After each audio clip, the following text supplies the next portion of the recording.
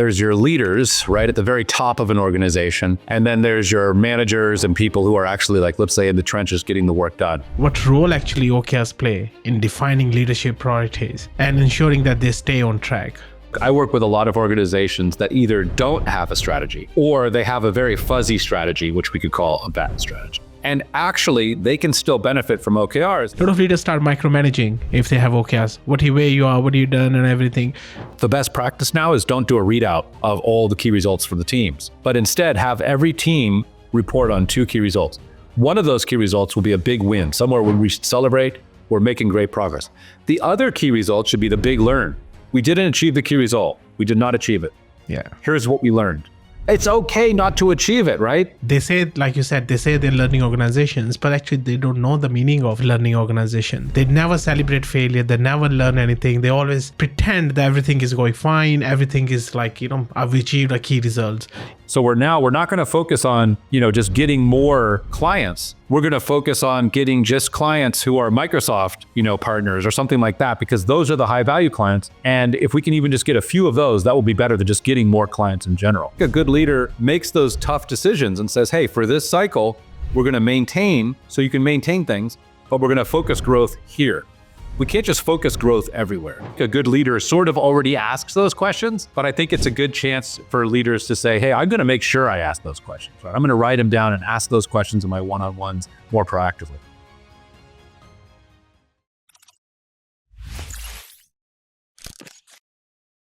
Hello, everyone. Welcome to Curiosulus Chronicles podcast, where we deep dive into the minds of thought leaders shaping the future of leadership and coaching. Today, we have a very special guest. He is one of the world's leading expert on OKRs and the founder of OKRs.com. He has worked with top organizations from startups to Fortune 500 companies, helping leaders harness the power of OKRs to drive focus, alignment, and strategic execution. He is also the author of the OKRs Fieldbook, a must-read for anyone serious about leadership and goal setting. If you haven't bought that book, I would definitely recommend that book. In today's episode, we will be exploring how leaders can use OKRs to create clarity, accountability, and momentum in their organizations. But before we start this episode, if you haven't subscribed to this channel yet, I will request you to please subscribe to this channel so that you can get great episodes, and you also press bell icon so that you can get notifications every time I post a new episode. I also want to thank Abhyuday Global Coach Circle for their support, and if you are looking to get into professional coaching, please do check out their upcoming programs. So, without further ado, let's welcome our guest, Ben Lamorte. Hello, Ben. How are you? Hey, doing pretty good. I got a bit of a messy hairdo, but we're going with it. Yeah, we're going with it. No, thanks for joining this podcast, Curiosulus Chronicles. Thanks for giving your time to discuss very, very hot topic at the moment. So thanks very much. Yeah, glad to be here. Cool. So Ben, before we start the podcast, I would like you to introduce yourself to the audience. My audience includes leaders, coaches, the upcoming leaders as well. I mean, it would be good to hear from you where you are today, what you're doing, and how did you reach to this stage? Sure. Well, I'll give you the really quick version. I graduated in engineering, so that was back in the 1990s. They put me in front of a computer and said, go do spreadsheets. And I didn't really know anything about spreadsheets, but I learned. I spent a lot of time actually then doing spreadsheets. Again, it wasn't really by design, but I started my own company building spreadsheets, and I had a lot of people that would hire me to basically do financial modeling and spreadsheets. And later on, I realized that I wanted to have more communication with other people. And so I got into a startup company where we built software, and I got to do more sales and marketing. And as you can see, even now, the way I'm answering the question, I was talking about all sorts of random things. So I was the vice president of sales and marketing for the startup. And I was lucky enough to get this guy, Jeff Walker, to become a advisor to the company. And Jeff Walker was the founder of Oracle Applications. So Larry Ellison brought Jeff Walker in the 1980s, back when Oracle was just a hardware company. And Jeff introduced Oracle Financials and eventually put Oracle on the map. And now, of course, 6 years later, it was $1 billion company. So Jeff Walker effectively was the founder of Oracle, right? I think even Larry would sort of admit that to some extent. And then what ended up happening was Jeff introduced OKRs to Oracle. Now, I didn't know this at the time, but when Jeff became my mentor, he would actually coach me through things. And he introduced me to OKRs, actually. And because of that, he started OKR coaching me, even though I didn't know what that was. I started shifting my life into this field sort of because I channeled Jeff Walker. So here I am. The famous line that's in the field book that I reflect on is, he said, Ben, what is the one thing that you do really, really well that you love to do, but also adds a lot of value to business? And I said, well, that's OKRs coaching. And Jeff said, well, how many hours a week are you doing that? I said, well, 3 or 4 hours. And he said, you need to make that 30 or 40. Well, at the time I was working in the software company, and it wasn't even part of my job description to do OKRs coaching. So he said, well, quit your job, start your own company, and start doing it. I don't care if you're doing it for free. Eventually, you'll find out how big the market is. And so I did that. I actually took his advice. I hung up my shingle and just started doing as much OKRs coaching as I could do, actually, for free. And then about 12 years ago, that's when I did that. And then 2014, Google came out and said, we do OKRs. So OKRs got a little bit more buzz, let's say. And I kind of stayed with the OKRs coaching. I'm pleased to say I have the website OKRs.com, which I got for like $4,000 at the time. And the guy that sold it to me, he said, I said, wait, why is it $4,000? He said, well, if you want OKR.com, it'll be $50,000, but OKRs with an S is $4,000 because it's 4 letters instead of 3. Nobody had ever heard of OKRs. Nobody knew what this was at the time, right? Right. So yeah, I've been doing OKRs coaching ever since. So about 12 years, this is my full-time occupation. Amazing. And I think that's why you are one of the world's leading expert in OKRs. And Ben, I joined your network as well, and on OKRs.com, which is a great help as well. But I want you to discuss, like, there's a lot of buzzwords now, right? And there's a lot of hot topic now, OKRs, and every organization most organizations start doing OKRs these days. So what do you think, where does leaders come into play when you have to implement OKRs? Okay, so I think there really are, sort of oversimplifying to some extent, there's your leaders, right, at the very top of an organization. And then there's your managers and people who are actually, like, let's say, in the trenches getting the work done. So the leaders have found that OKRs are very valuable. I mean, look, I've been a leader in a small company, never a leader in a big company, but I work with a lot of leaders in big companies. Leaders love OKRs because what they'll do is they'll use this OKRs model to communicate the strategy. So they'll take, like, an organization might have strategy, and I'm going like this with my hands to hand wave, right? Hey, we're going to, be the most successful place to work, or we're going to, successfully move to mobile, or we're going to migrate to SaaS, or get into the let's say the hosted environment, or move to the cloud, or they have these broad statements. Leaders are very good at that. I say that a little bit tongue in cheek, okay, Rohit? Like, I'm saying they're very good at that, but if you're not a leader and you're watching these people talk, it's just blah blah blah. Like, here they go again. So leaders know this on some level, so they can talk about these missions in 5 years from now and visions and all that. But like, when we talk about, if we're going to really move into, let's say, a new market, let's say we're going to move into international markets, that's our strategy. Great. Now you should tell me why, right? Why is that important to move into international markets? And why now, right? So they spend about a slide of their presentation to the company saying, here's what we're going to do, here's why it's important. And they dialogue a little bit. Then they pull the next slide over, and that's the key results. And then they say, here's how we're going to measure our ability to go into these international markets. Here's how we know we've done it. And it's not just a list of things we're going to do. It's, here are the results we want. And those are the key results. So people in the audience really, for the first time, report to me when they see the leaders presenting in OKRs, okay, now I understand what the strategy is. They're making it more concrete. It's not just in 5 years we're going to be in international markets or something. It's like, okay, this is how we know at the end of this next 6 months or 3 months, right? We're going to have made progress on that, entering international markets. And I know why it's important. So I feel like the disconnect between leadership and the managers and the people doing the work, OKRs shores that up to some extent. Both parties benefit. And like you mentioned, like strategy, right? Which is a key ingredient of that. Like OKRs play like a bridge between strategy and execution within that. So without having a good strategy, OKRs probably means nothing. Is my assumption, my thinking correct in your view? Yeah, I love that question. It's not quite that simple because, look, I work with a lot of organizations that either don't have a strategy or they have a very fuzzy strategy, which we could call a bad strategy. And actually, they can still benefit from OKRs because it's a fairly short cycle. So they'll write down their objective and they'll talk about why it's important. So think of it as a short-term or sort of a micro strategy, if you will. And then at the end of the period, they can learn and pivot.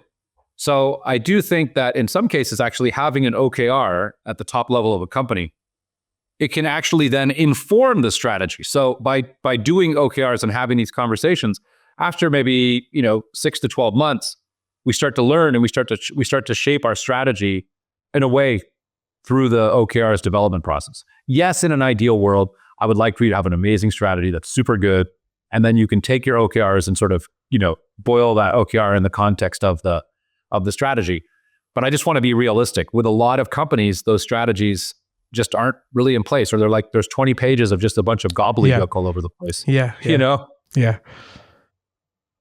No, true. Very true. So then if we take this OKRs now, right, especially for leadership, what role actually OKRs play in defining leadership priorities and ensuring that they stay on track?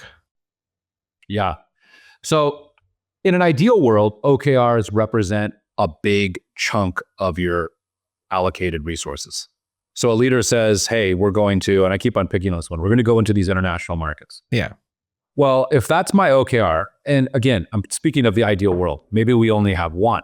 So we have all this business we're doing, let's say domestically, and we have our products, and we're going to maintain that, right?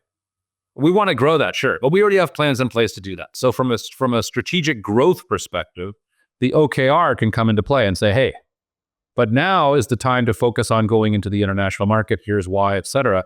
Here are the key results. Now, maybe it's going to be 30%. I don't know, I'm making that up. But some pretty significant percentage of our effort is going to be to drive into international markets across our organization, which means, legal is going to get involved with dealing with, copyright laws in different countries, or sort of, you're going to get marketing involved. Maybe they're going to have to translate things in other languages. We're going to have to get product involved. We're going to localize this with currencies. And it's everybody. It's kind of an all hands on deck. That's the ideal world, because then most of the organization, look, not everybody, right? Like HR or, maybe IT or some other people, maybe actually IT internal infrastructure stuff. They're not going to necessarily be impacted right away by this going international thing. Yeah. But you want a big chunk of it to be. In that case, then it could be a very exciting and very powerful OKR. Yeah. And in the book you mentioned regarding alignment, right? Which is very, very important in OKR world. So as a leader, how can I can use OKRs to inspire and align teams without micromanaging? You see a lot of leaders start micromanaging if they have OKRs. Where you are, what you done, and everything. What, in your view, as a leader as well, how can you actually align teams without micromanaging? Yeah. Here's where that's a really good question, by the way, because leaders do not want to micromanage, and people do not want to be micromanaged. It's sort of like, hey, let's get that off the table. And if you're doing OKR as well, you're not really getting into micromanagement, because you're starting with the objective. And I want to emphasize, but you're talking about why. I think we talked about that earlier. I almost want to rename OKRs as OWKRs.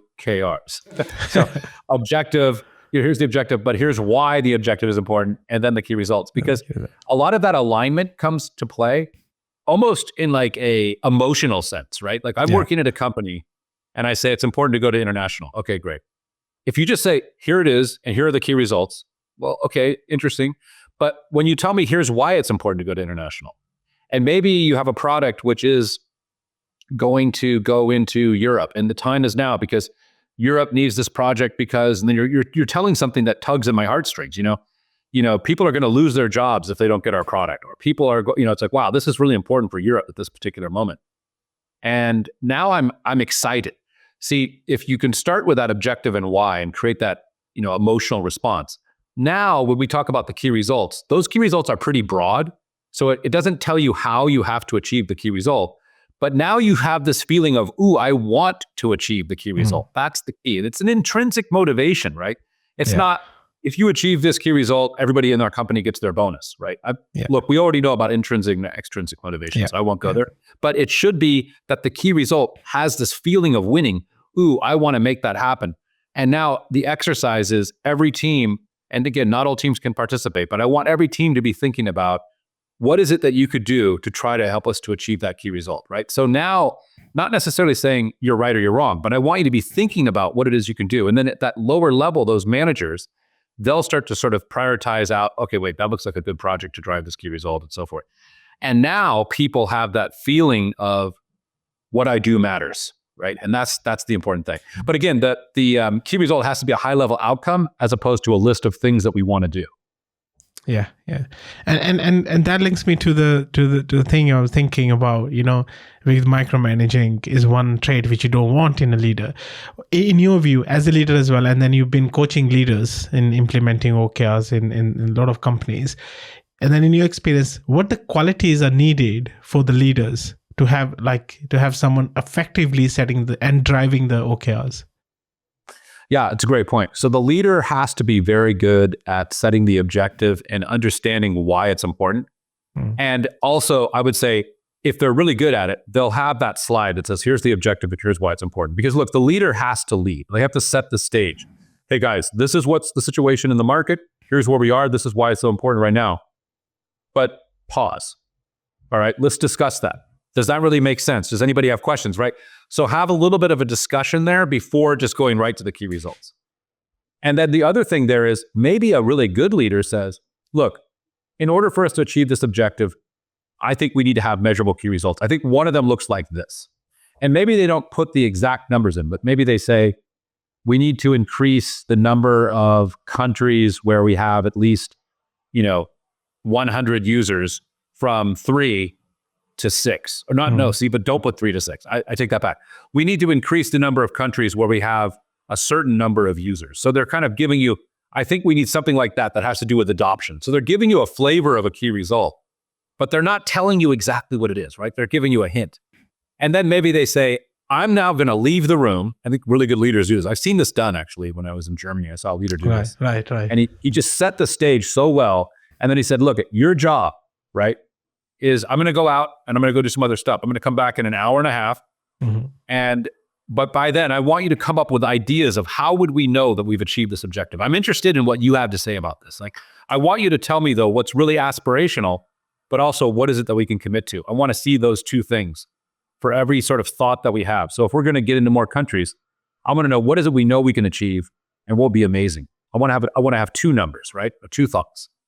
And that bounds the conversation of what does amazing look like versus what do we know we can achieve. And then we try to find a key result somewhere in the middle. We sort of negotiate it together.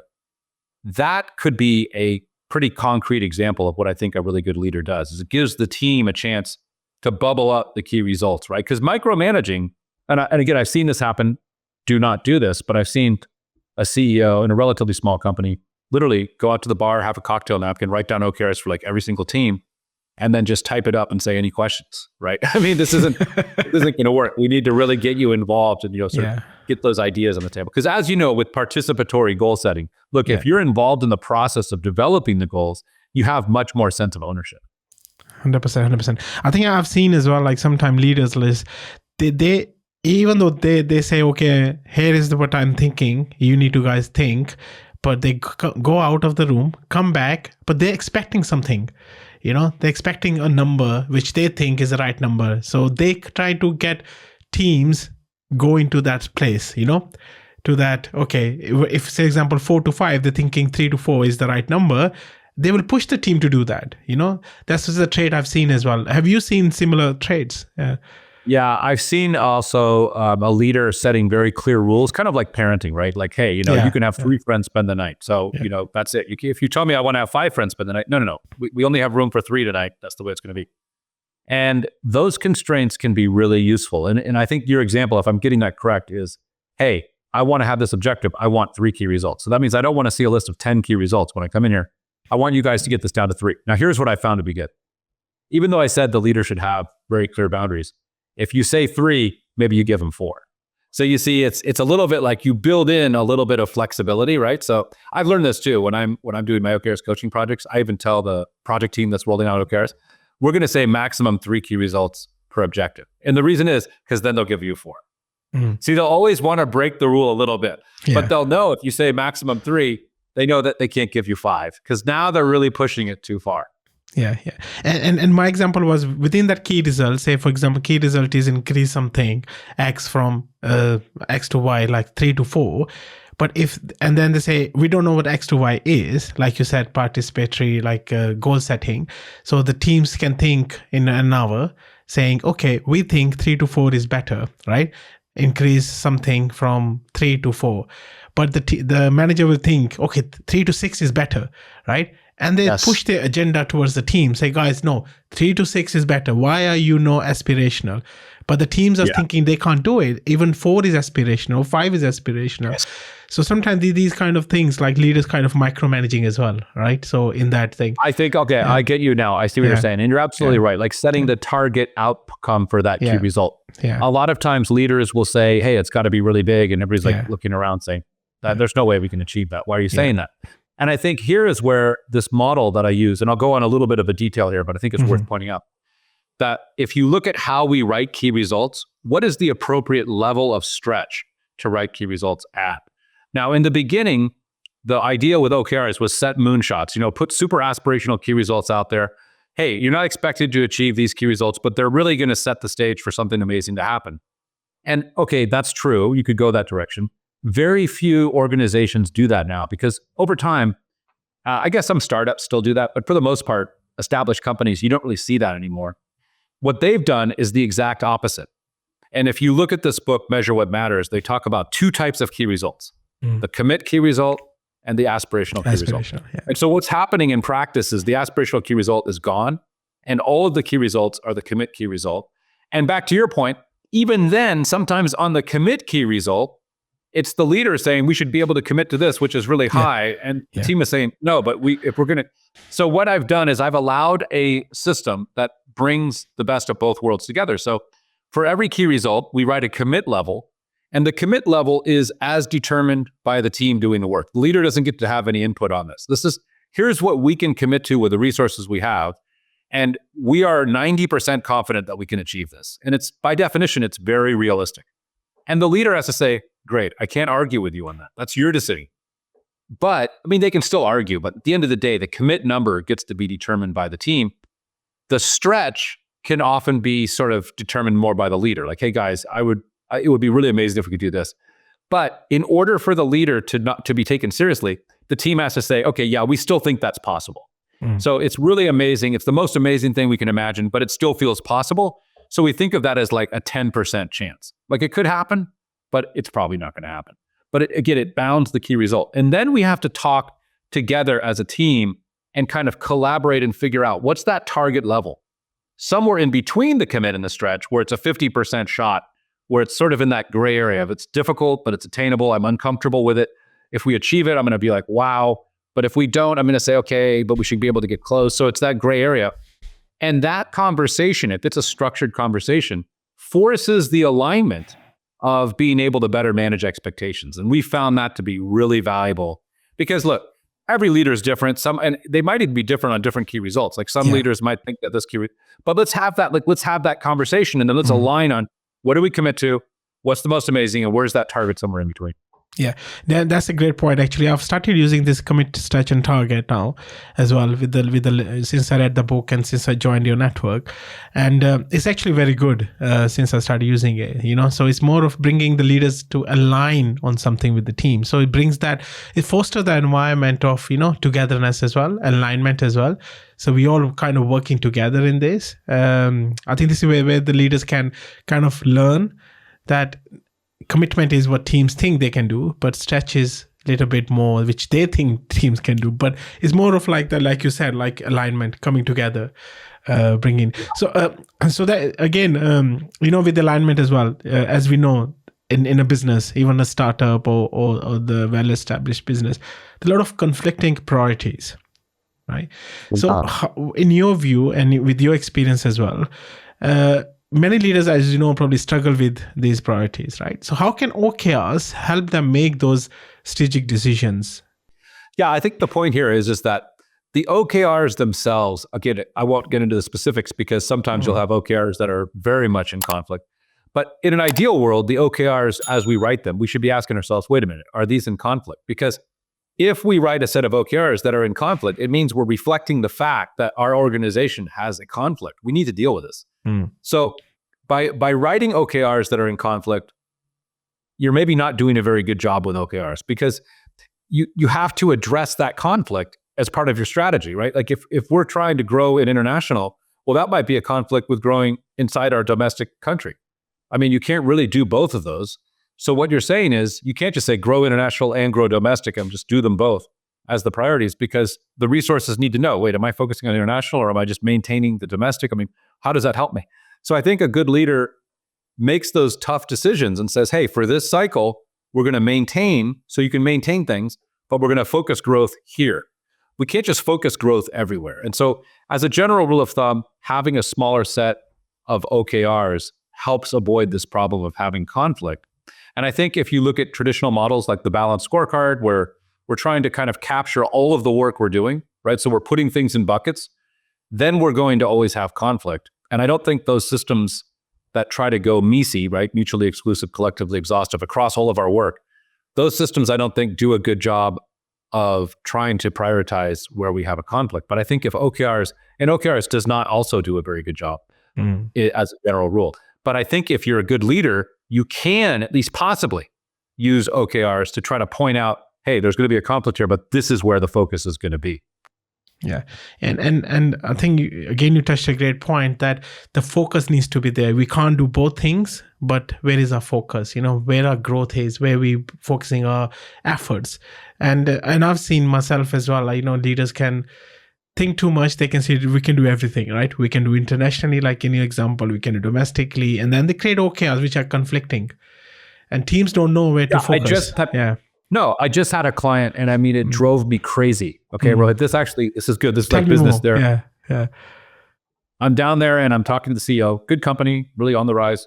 Love these people. Okay, I'm not going to mention their company name though, because I'm about to say something. Well, they're like, hey, we want to really focus on improving our revenue, our top line, because and they had good reasons for that. But they also said, we really also want to improve our profit margins. And I was like, look,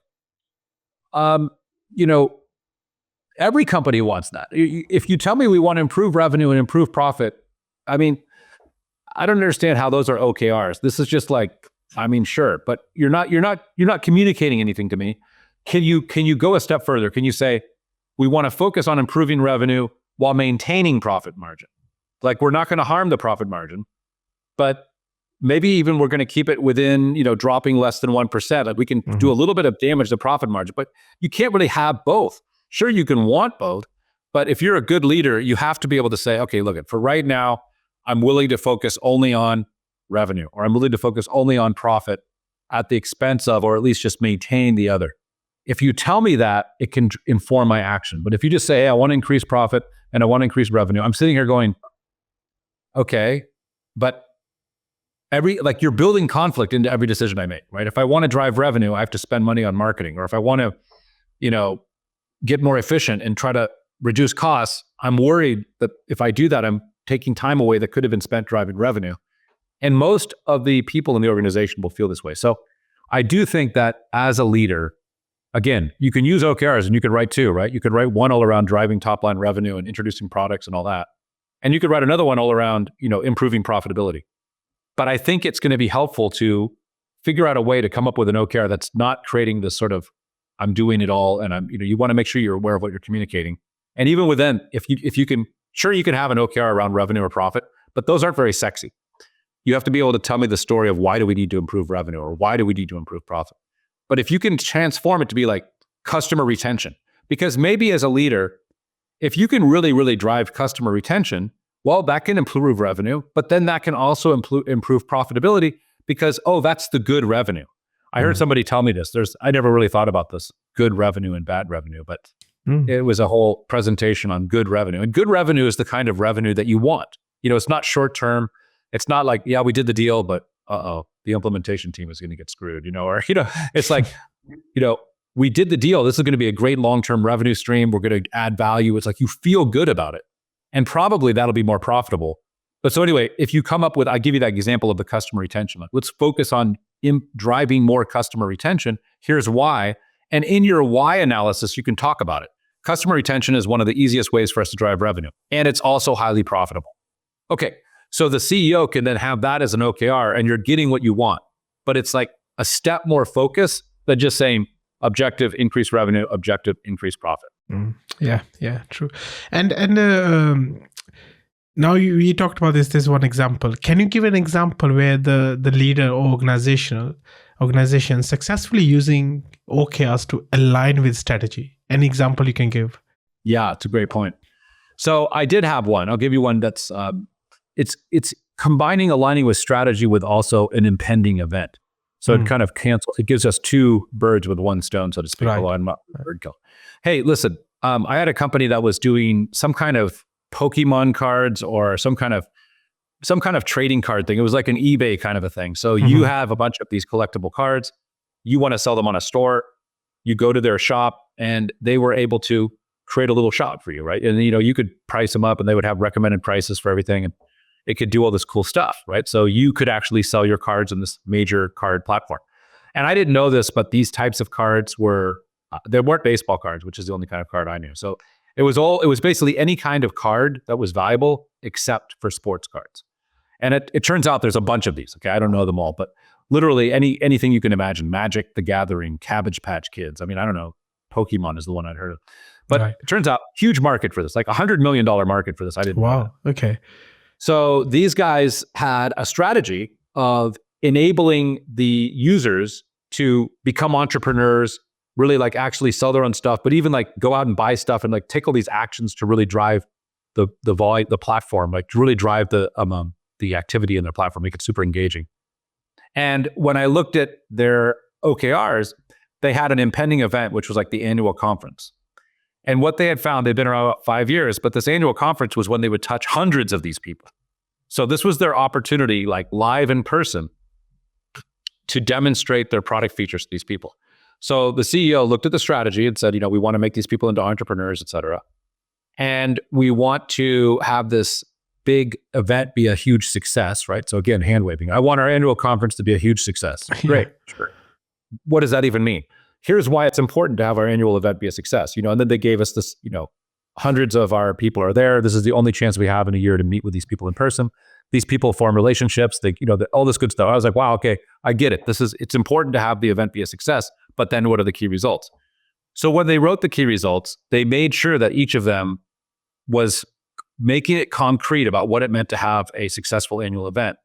But they were also thinking about how does that ultimately lead us toward making these people entrepreneurs. So they had things like demonstrate the product privately to these, 40 named clients who were going to be there. They knew because they had them registered, where they felt they were like their top 40 who were going to be the most influential, who could then spread the entrepreneurial spirit based on their activities. So they arranged all these private demos with those people, and they were able to get feedback. But then their key result was, and if you're going to go to the demo and you're going to see it, you're going to give us a list of 3 types of, either businesses or partners or other card players or whatever that we can then approach to join into your network. And we're going to help you bring those people into your platform with this product.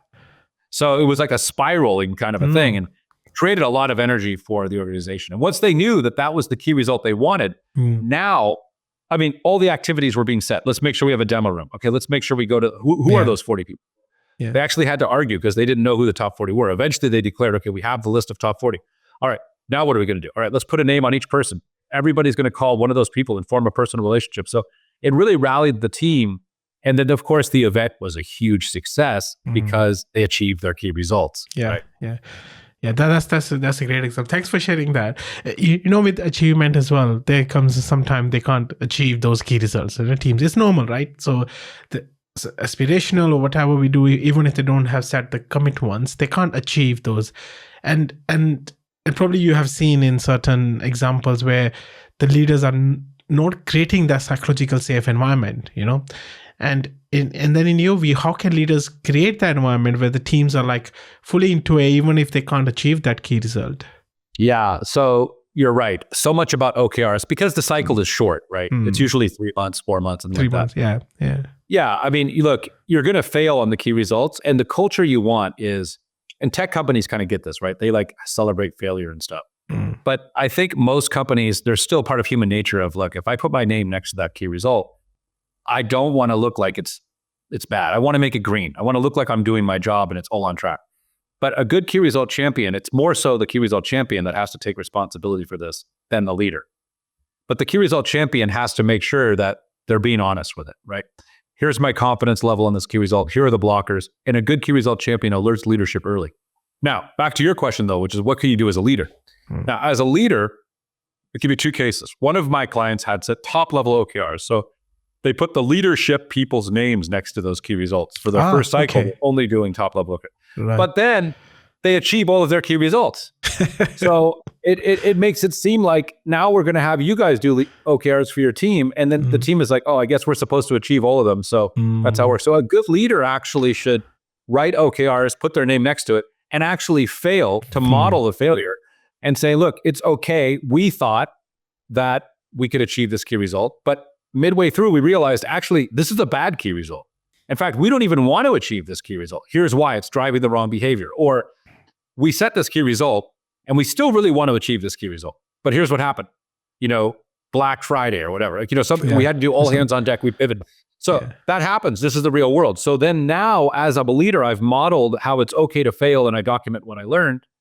Now when I roll out OKRs to the lower level teams, they know, okay, that's actually a good thing. The final point I'll make there is when you're doing an update with lots of OKRs, the best practice now is don't do a readout of all the key results for the teams, but instead have every team report on 2 key results. One of those key results will be a big win, somewhere where we should celebrate, we're making great progress. The other key result should be the big learn. And this should be a key result where in fact, it's not going well. It's either we're going to fail completely or we're not going to make any progress, but here's what we're learning. And sharing that learning is very important. In fact, by doing that, we can actually operationalize what we mean by creating a learning culture or a learning organization. Because so many organizations I talk to say, oh yeah, we're a learning organization. And I say, really, how's that? And they say, well, we have training required for all of our employees. But if you talk to the employees, they're like, I don't want to do this training. They're making me do it because they want to be a learning organization. So there's no alignment there. But when you see your colleagues who are at your level in real time in a work environment saying, here's where we're failing, here's what's going on, but this is what we're learning. So we're not going to focus on, just getting more clients. We're going to focus on getting just clients who are Microsoft, partners or something like that, because those are the high value clients. And if we can even just get a few of those, that will be better than just getting more clients in general. And so we're changing our key result based on what we're learning. Yeah. That's the kind of vulnerability that you want, that you build in that learning on every single key result. Yes, true. And the team, the organizations I've experienced, observed as well. Like they say, like you said, they say they're learning organizations, but actually they don't know the meaning of learning organizations. They never celebrate failure. They never learn anything. They always pretend that everything is going fine. Everything is like, I've achieved a key results, even though the keys are not achieved, but they say, yeah, we've done pretty good, right? They kind of sugarcoat everything. You've probably seen as well in some of the organizations. Well, yeah, and it's human nature. I mean, even if they don't achieve, so if you're doing a reflect and reset, which is where at the end of the cycle, we talk about how do we do, what do we learn, and do we need a key result like this next cycle? I tell people when I'm coaching them, I say, okay, just state the key result, tell us the final score, and then tell us what we learned. And they usually didn't achieve the key result. So they go into this mode of, well, we really came close and, this happened and this, but on the other hand, we want to thank these people because this got out. I'm not asking you all that. Just tell me, we didn't achieve the key result. We did not achieve it. Yeah. Here's what we learned. Yeah. It's okay not to achieve it, right? Exactly. It's okay. See, that's the thing. I think this is where leaders need to create that culture, that environment to say it's okay, right? And like you said earlier, like role model themselves to say, we made a mistake. It was not a mistake, it was a learning, right? And it's okay to change key result midway through, or it's okay to change, reflect on it. What did we learn, right? So I think this is where the leaders, I'm thinking like, they need to create that culture, the environment within the teams, with the organizations. Yeah. So, moving on I to like that idea. Yeah, go ahead. Sorry, please go ahead. Yeah. I was going to say, I like the idea of forcing every team to have to report on one key result where they are failing and what they're learning. Like, because then it's like, oh wait, we have to come up with one where we failed. And honestly, people tend to pay more attention. Oh, here we go again, talking about we achieved this key result. That's great. Senior leadership is actually most interested.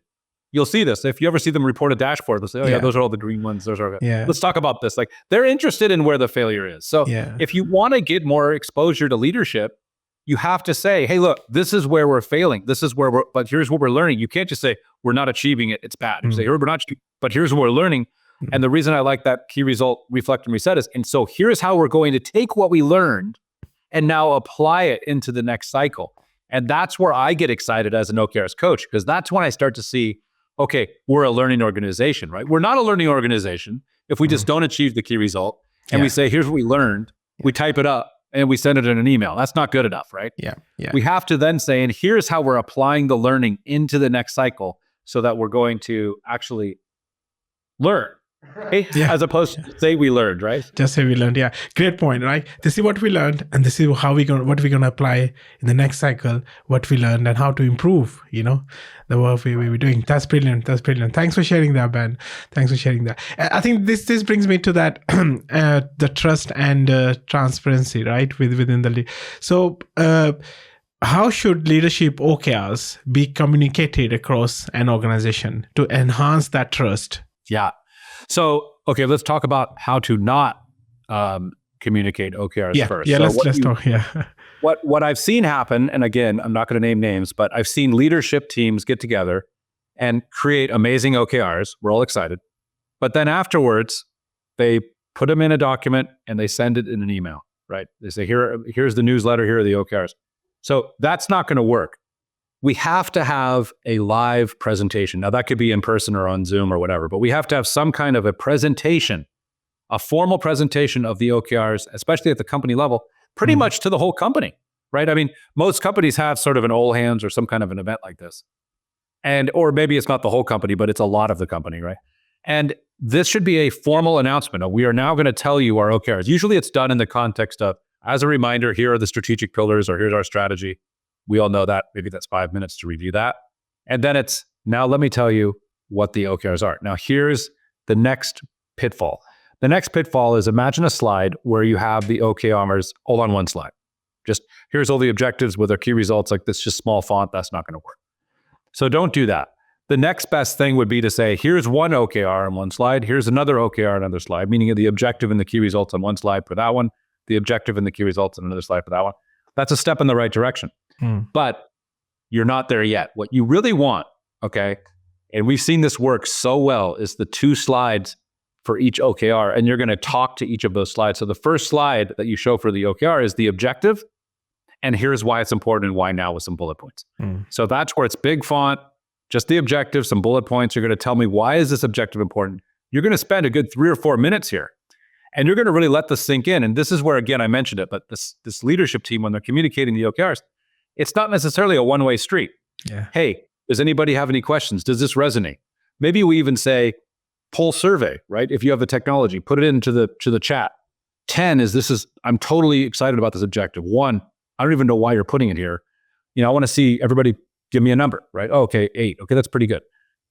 What's going on? I see some people are putting in 2s and 3s. I want to hear from you. Why is this not exciting? What are we missing? This is supposed to be an objective that everyone in the company can say, I get it. I may not be working on it, but wow, this seems really important. So this is where the CEO or the senior level executive can test. That's the first slide. And then after we get through that, then we go to the second slide, which says just the key results. And then we might just have just the objective without the why, all that stuff, but just the objective, and here are the key results. And usually, if you did a good job on telling me why the objective is important, those key results, they don't even look like a surprise at all. It just totally makes sense.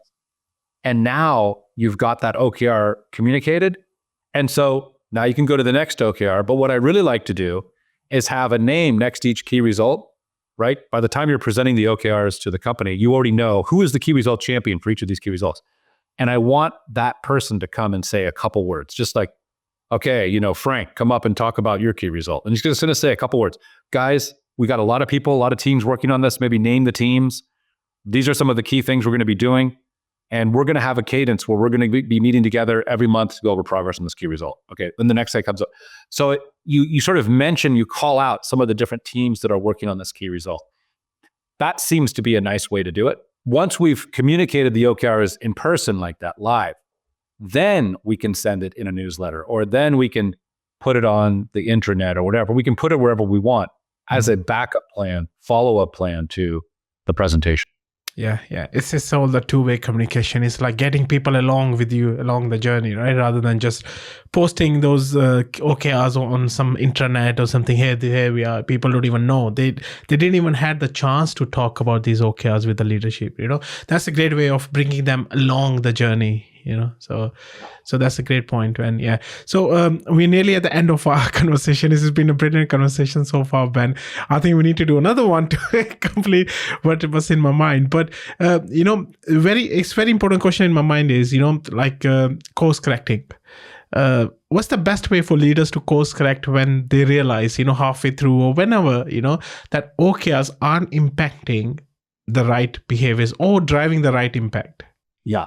So often, if this is the case, I think I maybe mentioned Black Friday, right? So often if you're doing something, and this was based on a real client where something happened, it was like, system went down and it was, okay, throw out the OKRs, let's fix this problem, right? And that can happen, and you'll know when that happens, right? I call it the sewer broke. I mean, if you have a family, if you have a house, when the sewer breaks, I don't care what's for dinner, fix the sewer, Yeah. So yeah, the OKRs throw them out. So I see that happen, and I want you to know that's okay. Like, this is the real world. The other thing that can happen is you might be working on the OKRs and markets change, and all of a sudden you realize, oh my gosh, like we've acquired our competitor or something. And so this particular OKR just doesn't make sense.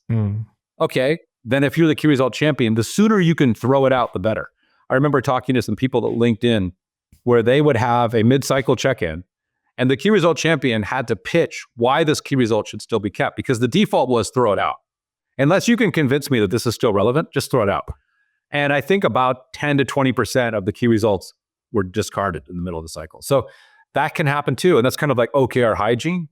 I just want people to know it's not a good idea to add more OKRs in the middle of the cycle. I think if you can take them out, think of hygiene, like getting rid of stuff is good, but don't add a bunch of more furniture into your room in the middle of the school year, so to speak, because it's going to get overly complicated. You can just wait until the end of the semester, okay, for those of us who are thinking in the school academics, and then you can sort of start with the reboot of OKRs because your cycle is pretty small.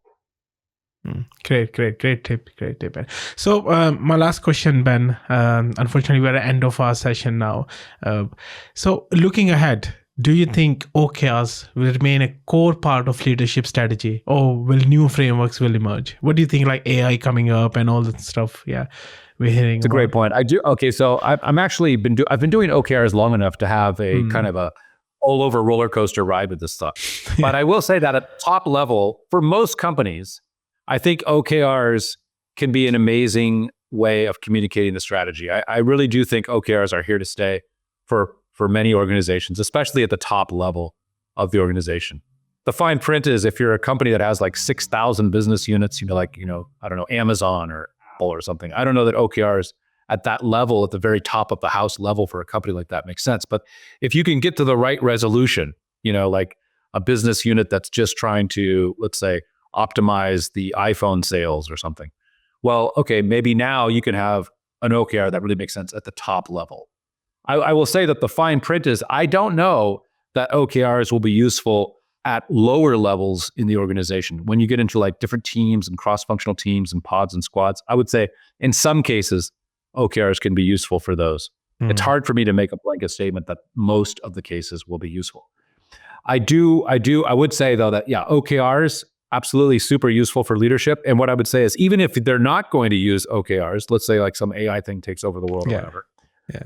I still think you're going to have the OKRs questioning, right? The OKRs questioning, and I'll just end with this statement, which is that OKRs, in a sense, is more of a verb than a noun. We want to think of OKRs as a set of questions we ask, right? It's a critical thinking framework. So we're asking questions like, what is the most important area to focus on making improvement or moving the needle, and why, right? Why now? And then how we know we've achieved that objective, and what is the intended outcome of the task? Because people are going to make a to-do list. And so if you take in these OKRs coaching questions, even if the leadership team is not doing OKRs, you can still, as a leader, say, what is the intended outcome of fill in the blank, right? We're launching a feature. We're hiring the CIO. We're having an event, a big annual conference. Why is that important? Okay, how will we measure our success? And if we have the demos with those 40 people, what is the intended outcome of having the demo with those 40 people? How will we know those demos were a success? Is it just we check the box, we did 30 demos, isn't that great? Or do those demos lead to something that's valuable? What is that intended outcome? How will we measure that further down the value chain? So all of those questions that I'm asking, that's when you're doing OKRs. You're taking that critical thinking framework and applying those questions and asking them. And I think that's going to be here for the long haul. I think you're going to find that to be valuable pretty much regardless of anything that ever happens in the future. And I think a good leader sort of already asks those questions, but I think it's a good chance for leaders to say, hey, I'm going to make sure I ask those questions. Right? I'm going to write them down and ask those questions in my one-on-ones more proactively. Yeah. Brilliant put. It's a critical thinking framework, right? It's not just a goal setting framework. Yeah. So brilliantly put, Ben. Thank you very much for coming to, I know it was such a short time, but I really enjoyed our conversation and hope audience will do as well. And I learned a lot myself, even though I've been part of your network, but I hope the leaders who are listening and all coaches who are listening to this and watching this episode will learn a lot. So thank you very much, Ben, for coming on to this podcast. Yes. Thank you so much for having me, Roy. Let's do it again sometime. Definitely. We'll do the part 2 on this. We got a lot more thinking. I've got a lot more questions to ask, basically.